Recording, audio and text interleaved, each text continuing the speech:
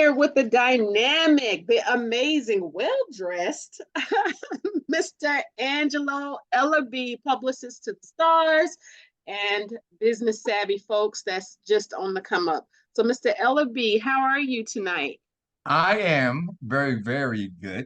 I am here today with the fabulous, the incredible journalist of all journalists, Interrupted Blogs.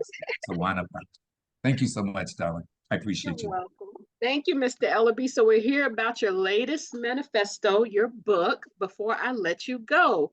Mr. Yes. Ellerbee, tell us a little about the reasoning that you comprised this book.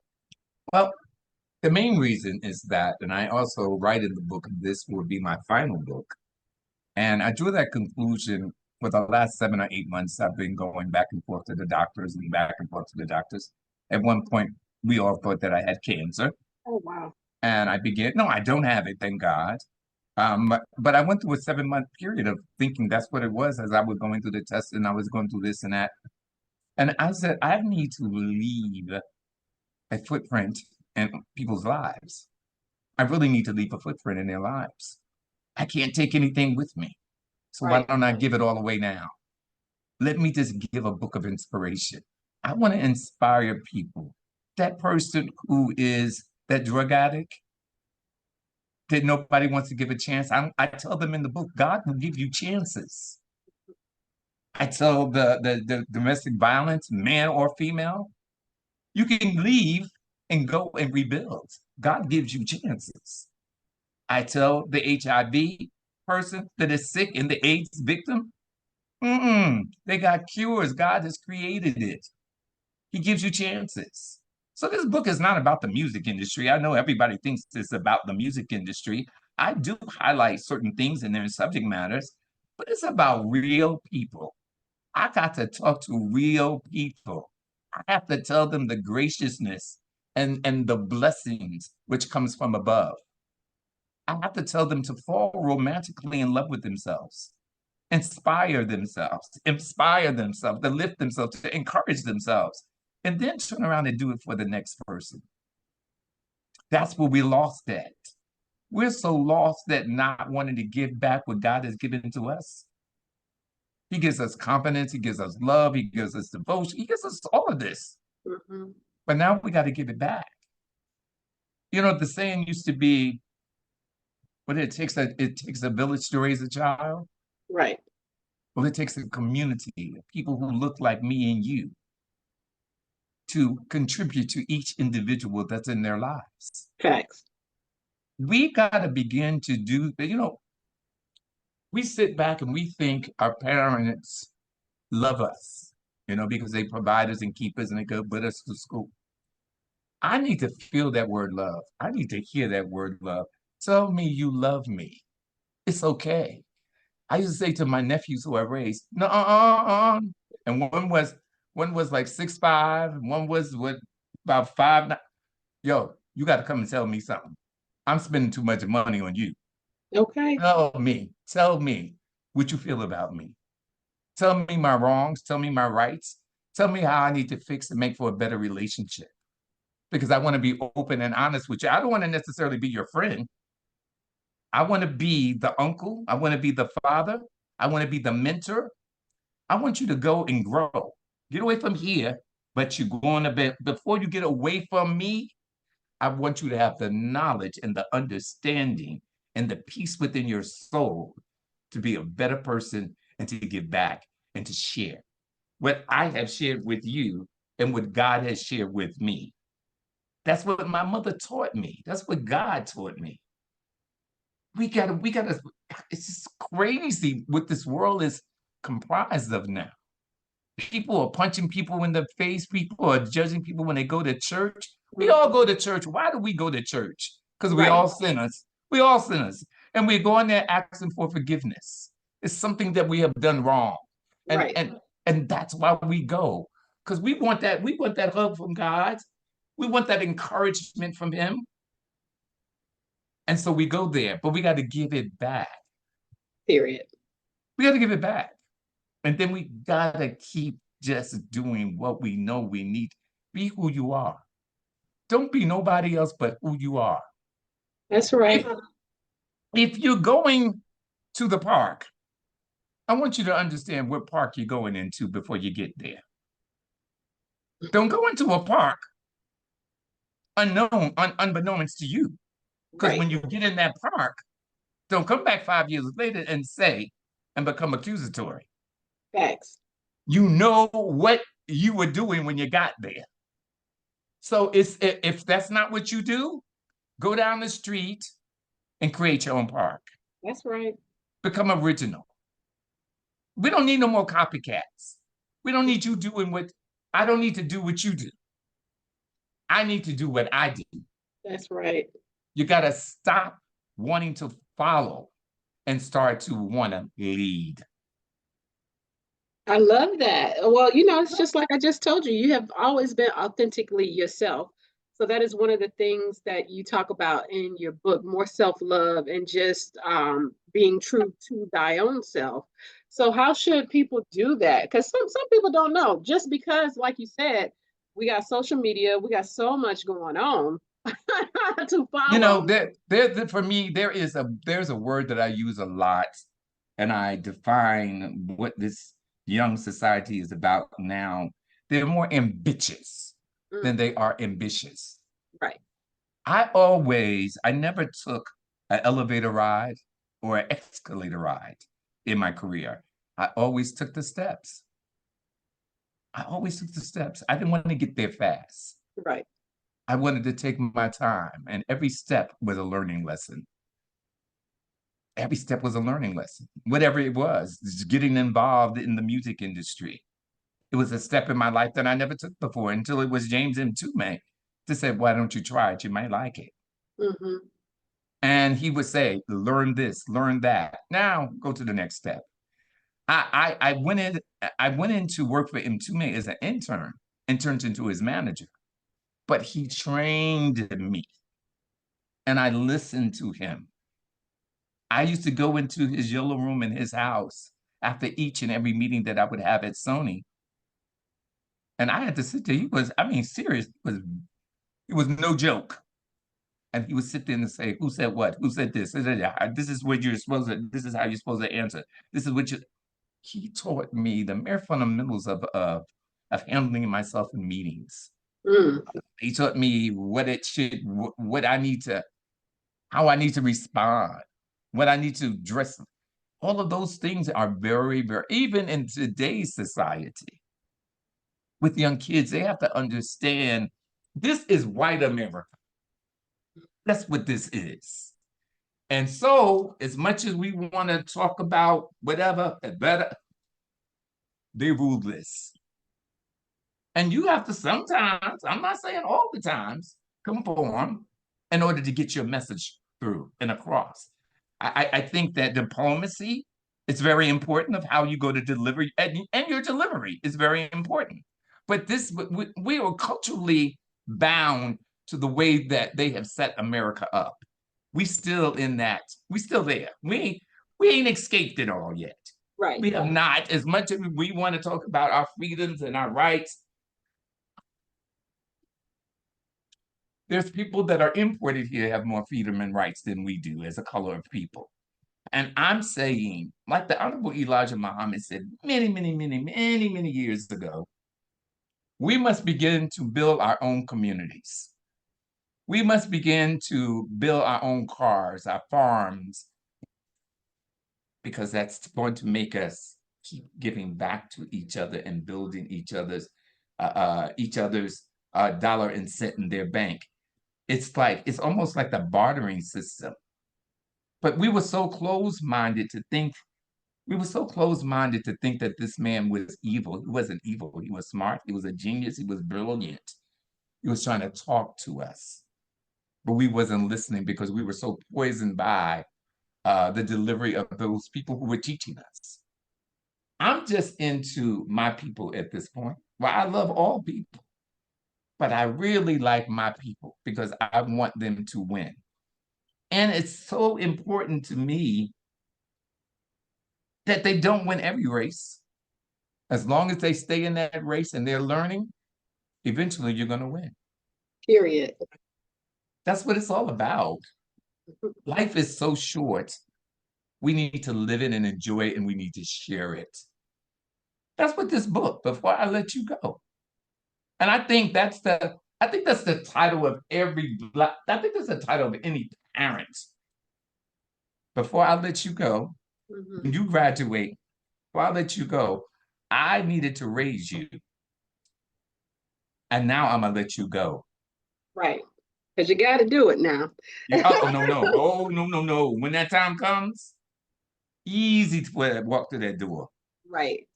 I even with all the employees that I've had in my life and my career, I think I've had more employees than the Empire State Building has had steps. I don't want you to stay with me 10 years. I want you to have a short-term working relationship. Learn what you need to learn and go on. Inspire somebody else. Get to the next level. If you got everything from me, my mother used to say, if you have a lemon and you squeeze it, make lemonade, lemon juice, whatever. And when it's done and over, go to the next cycle of life. Go to the next opportunity. Take those experiences and develop them and open up your own company. Right. That's a process. And that's what I honestly believe in the importance of training, uplifting our young people and old people and those senior citizens, because we always want to throw somebody when we get to be 65. Oh, she's a senior. This one ain't doing that. It's inclusion. They still here. They can still go and do what they need to do. I'm looking at some of the singers. They just celebrated Patti LaBelle's birthday, 80 years old. Still doing what she's doing. And look good. And look good. So I mean, it's like, I think that's this camaraderie, building, loving, sharing, uplifting one another is really what's important for me. It's really, really important for me that we as a people understand that. Is the book, I read the first, the preface of the book. So, and Yes. I see where you talk about fashion, you talk about a great deal of things. Because I was like, when I read it, I was like, okay, so you dress for success, dress for what you want, speak it as though it were. Was that the point that you were making when you put that in the book? I just believe that we are judged on our appearances Right. before we get a chance to open our mouth and they see the flow of the English language. So when they look at us, they have judged us, Facts. right? And I think particularly I was talking to young artists in every light, from singers to rappers to dancers. That first meeting is so important. So you should be able to articulate and deliver consistency and being consistent in your speech. When you walk in there, when you walk into that meeting, they should know you're there. Right. Based on what you look like. We that's not conforming. That's just a proper way of how you need to enter a room and how you need to exit a room. Your appearance is everything. And because my background is, and my degree is in fashion design, I speak volumes on that. It's really important that you invest in yourself and that you look good. Right. Because I think when you look good, you feel good. That is a Everything just seems to function better when you look good. You know, I just remember my mother wouldn't go to the door if she didn't have a lipstick on, or if she didn't have, because she taught me the first impression was the lasting impression. And I want to get these young people to understand it's not about conforming to America's way of doing things. It's about you. facts. It's about Because you. they're going to judge no matter how you step forward.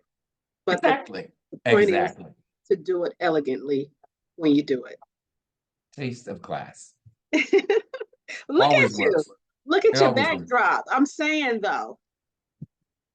This picture right here is, this was back in my fashion days. This was Renal White was the first Black model to ever to do gentleman's quarterly. And this was the runway sensation, Patty Cleveland, of course. That's the young me, and this is Dennis LaMarche. I used to do fashion shows in Newark, fundraising fashion shows, and I did them again for HIV and AIDS. I raised money for HIV and AIDS for about 10 years, and then I started to do fashion shows for universities. And yeah, so fashion is my life, was my life. And I still include it in everything I go to do, though. I mean, I'm saying you look like you just stepped out of ebony. So you're not just talking about stuff in the book that you know nothing about or you aspire to know. This is what you live. This is So what I I've think lived. this is what you live. So I think that is extraordinarily important. What other pointers do you talk about in the book? Well, I mean, I first talk about the commitment that you make to yourself, which is Hmm. falling in love with yourself and investing in yourself. I talk about so many different categories, and I use examples. First, I lay down the foundation of my example, growing up in the city of Newark, growing up gay, in a very rural area where they did not understand gay people at all.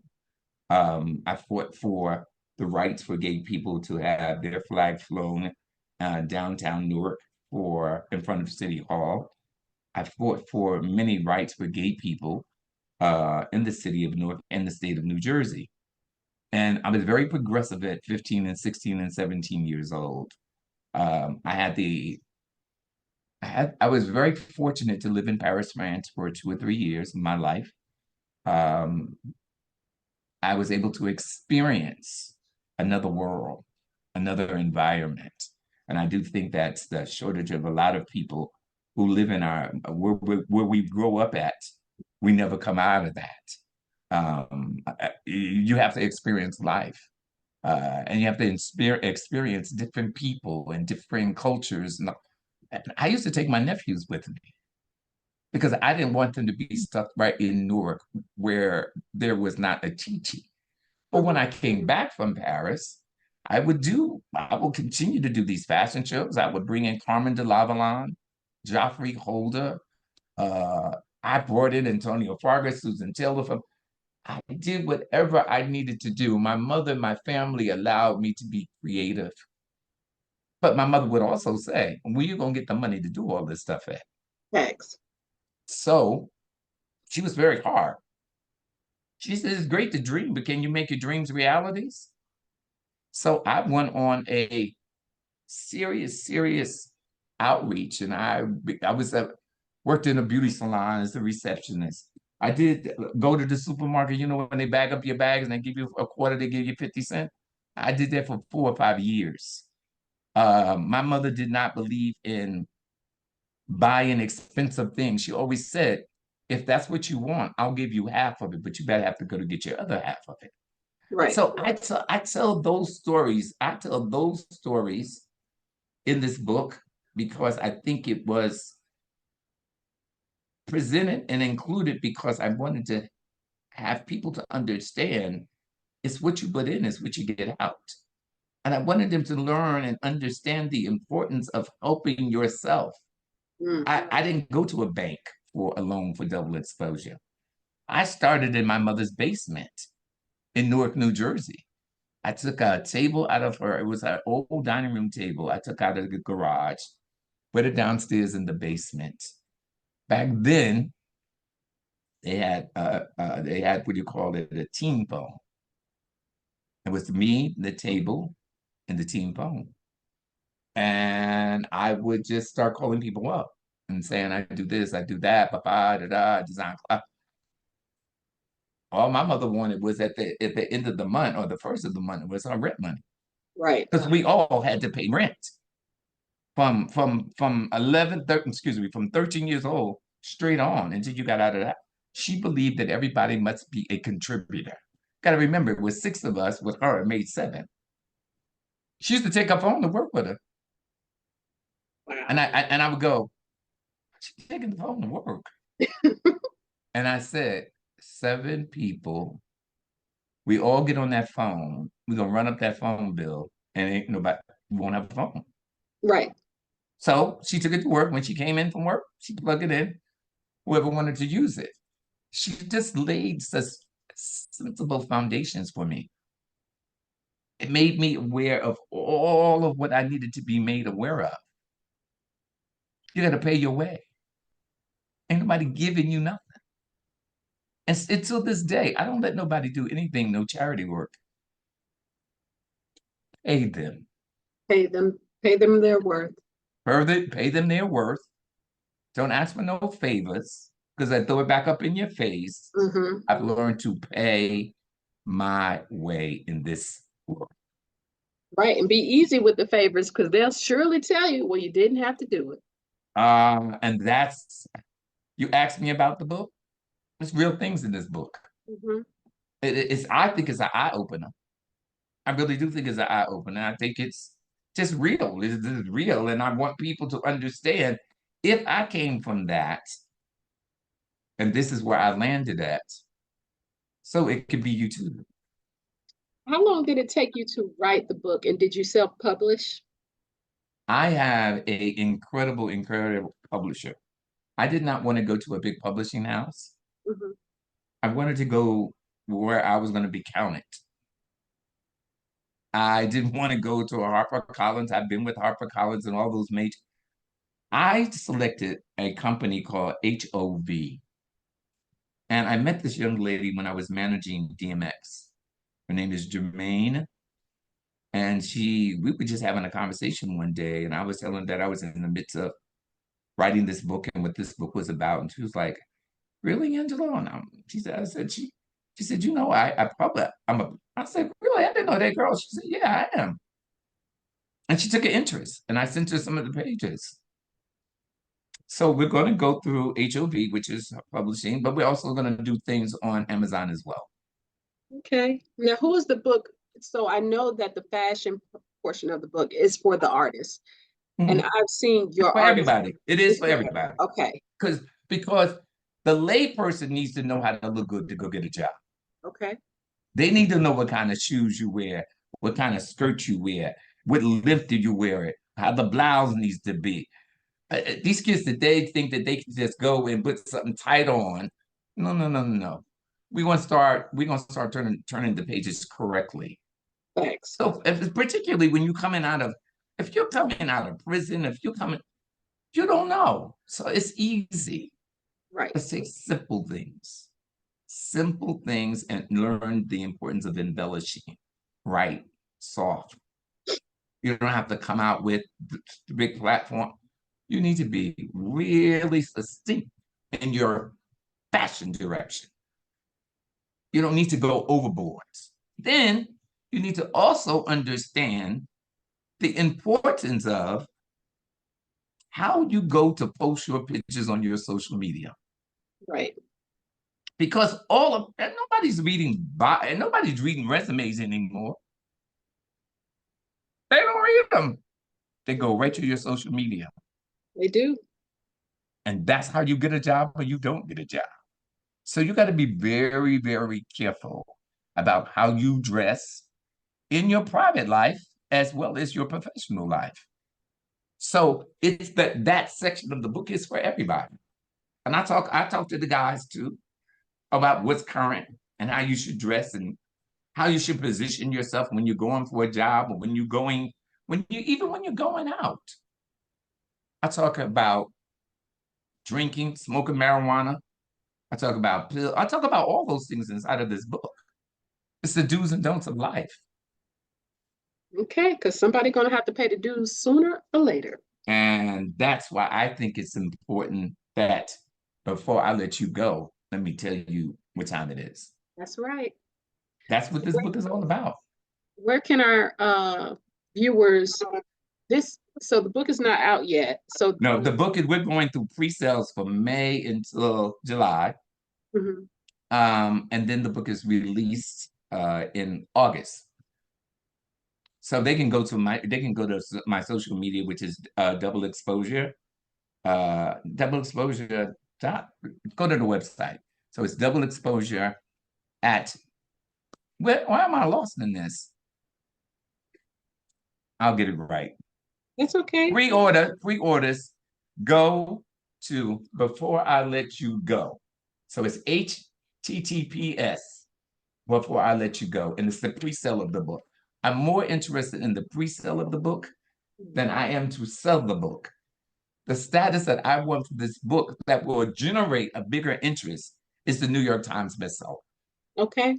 So That's the right. pre-sales of the book is so very important because if it gets there, then it gets everywhere. Right. So yeah, it's my social media. It's Angelo. It's either double exposure, straight out, DOUBL, two X's. Don't forget the two X's, POSUR.com. Website has all of my information. And if you want to talk to me, you can call me and talk to me. I am open for every conversation about this particular interview. If you have some concerns, some worries, some woe, if you don't like what I said, you can confront me and you can talk to me. And I'll give you my phone number. It's 201-224-6570. And that's that. I, So I thank you. thank you so much, Mr. Ellerbee. I don't think they're going to have any woes. I mean, it's beautifully written. I wondered how long it took you to write it because it's just so eloquently written and very thoughtful, very thought provoking from what I've read. Thank you. Thank you very much. Took about maybe 2 months, 3 months. Wow, that's Because crazy. it was just all right in here. Okay. It was all right in the heart. Well, not leaving this world full. You want to empty everything out before you leave. Absolutely. Absolutely. I absolutely did. And I think I did it in this book. Okay. There's no hidden secrets. No Well, hidden secrets. so much, Mr. Ellerbee. I had a great time as usual. Where can our viewers follow you? Now, all of my social media stuff, girl, I should know this, right? So no. Oh, I'm on Facebook, Instagram, LinkedIn, all of that. It's just Angelo Ellerbee, either double exposure. I don't know. I'm gonna sit up here and tell you the God's honest truth. But I tell you what I will know the next interview I go to do, I will call my faithful, loving assistant and get all that information that I should have pasted up here. But Right. I do know that if I want information on you, I can go to Interrupted Blog/media, right? Okay, period. So All know right, that. period. And if they know that, they know all of mine because this interview will be posted there. How about that? Period, Pooh. Period. I love that. Period. Thank you, Mr. Ellerbee. You're a sweetheart. Thank you so much, y'all.